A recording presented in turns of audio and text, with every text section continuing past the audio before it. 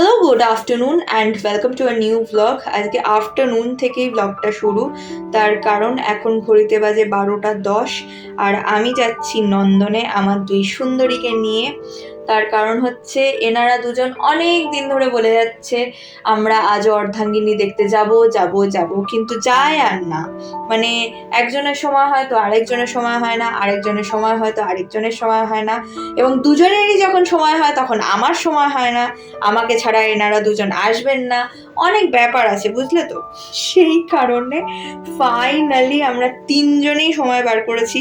আমাকে কেমন লাগছে বলো, কারণ 10 মিনিট বাইরে ওয়েট করতে হচ্ছিল, তো আমি ভাবলাম যে একটা ছবি তুলে নিই, কেননা একটুখানি নিজের জামাটা বা নিজের সাজুগুজুটা, যদিও কোনো সাজুগুজু করিনি, সেটা একটুখানি তোমাদের সাথে ভাগ করে নেওয়া। আর তারপরে শুরু হয়ে গেল। কি আনন্দ, কি আনন্দ! আমার এত ভালো লেগেছে সিনেমাটা যে আমি আগে একবার দেখা সত্ত্বেও আরেকবার দেখবো বলে ঠিক করলাম, এবং মা আর মাতোর সাথে চলে এলাম। আজকে সব থেকে বড় স্ক্যামটা দেখো, ভেজ বিরিয়ানি। ভেজ বিরিয়ানি বলে দুনিয়ায় কিছু হয় না ভাই, ওটা পোলাও। ভেজ বিরিয়ানি মানে আমি এমন একজন মানুষ যে মানে চিকেন বিরিয়ানিটাকেও বিরিয়ানি মনে করি না। বিরিয়ানির মানে কি বলবো, ওই স্তূপাকার ভাতটার মধ্যে থেকে যখন আমি মাটনটাকে খুঁজে বার করে তার ওই হাড় থেকে ঝরে পড়া মাটনের পিসটাকে যতক্ষণ না আমি মানে প্রাণ ভরে চোখ ভরে দেখছি, এবং যতক্ষণ না ওই গন্ধটাতে আমার অর্ধেক খাওয়া হয়ে যাচ্ছে, ততক্ষণ আমার বিরিয়ানি বলে কিছু মনে হয় না।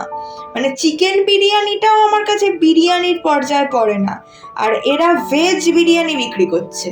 মানে কিছু বলার নেই। ভেজ বিরিয়ানি বলে পৃথিবীতে কিছু হয় বলেই আমি বিশ্বাস করি না। যাই হোক, এইটা দেখে মানে মনটা এত খারাপ হয়ে গেল যে বলার মতন না।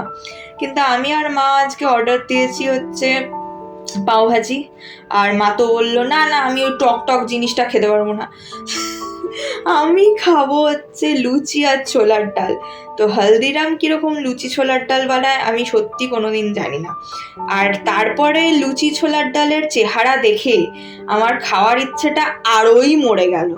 মানে লুচি আর ছোলার ডাল যদি খেতে হয় তাহলে আমি শ্রীহরিতে যাব, তাহলে আমি সত্যনারায়ণে যাব। কে লুচি ছোলার ডাল খায় ভাই হলদিরামে বসে? হলদিরাম ইজ নট ফর লুচি ছোলার ডাল। মানে ওরা ফুচকার থেকে একটু বড় সাইজের লুচি ভেজেছিল, মানে ওটা লুচিরও সাইজ নয়, ওটা প্রায় ফুচকা, এবং ফুচকাও নয়, ওটা পুরো পাঁপড় হয়ে গেছিল। মানে জঘন্য জঘন্য, খুবই খারাপ। আর ছোলার ডাল ওরা বানাতে জানে না। ওদের আমাকে হায়ার করা উচিত, যাতে বাঙালি ছোলার ডাল কিরকম হয় সেটা মানুষ একটু চেখে দেখতে পারে। যাই হোক, তারপরে মা তো বললো যে আমি জিলিপি খাবো। এমন একজন মানুষ যে জীবনে কোনোদিনও মিষ্টি খেতে পছন্দ করে না, বাট আজকে তার কি হয়েছে আমি জানি না, আমাকে বললো আমি জিলিপি খাবো। তো ভালো কথা, জিলিপি খেলো এবং আমরাও খেলাম। তারপরে দাঁড়িয়েছিলাম এক্সাইটের মোড়ে বাস পাওয়ার আশায়। বাস তো পেলামই না, পুরো ভিজে স্নান করে গেলাম, মানে সাদা করে বৃষ্টি হচ্ছে, কিছু বলার নেই। আর আমরা ভেবেছিলাম যে বাসের হাওয়া খেতে খেতে চলে আসবো, তা হলো না। ওই চরম ভেজা অবস্থায় পুরো কাক স্নান করে গেছি, সেই অবস্থায় এসির ঠান্ডায়, মানে মেট্রোর এসি, মানে বুঝতে পারছো তো, পুরো চিল ঠান্ডা, ওই ঠান্ডায় আমাদের আসতে হয়েছে। আমার সাইনাস হবে না তো কার সাইনাস হবে ভাই? স্বাভাবিক ব্যাপার। মানে মানুষের শরীর কি লোহা নাকি যে মানে মানে পুরো ভিজে গেছি, তার মধ্যে এসিতে এসছি, মানে কিছু বলার নেই। যাই হোক, একটা কাজে বেরিয়েছি সন্ধ্যাবেলা আবার, আর বৃষ্টি আমার পিছন ছাড়ে না।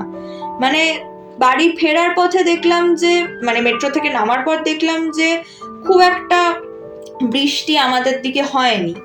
তারপরে যখন আমি সন্ধ্যাবেলা আবার বেরিয়েছি, ও বাবা, সেই আবার নেমে গেছে।